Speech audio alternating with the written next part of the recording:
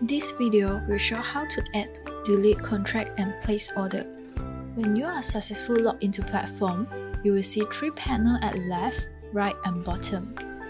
To add contract into your watch list, click Add, Futures, pick an exchange, let's say Bursa Malaysia, FCPO.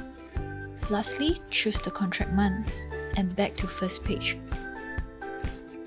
To delete contract, click Edit, click X, the cross symbol, to remove from your watch list. If you don't familiar with the particular contract, you can open the contract specification and read through the summary information. We have 3 ways to place order. First, you may click on the contract, place order, set your designated quantity, order type, and price. Click Buy or Sell button to confirm your order before submission.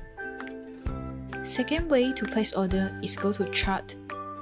Open your trading dialog box. The third way to place order is to click on the contract, click Market Depth.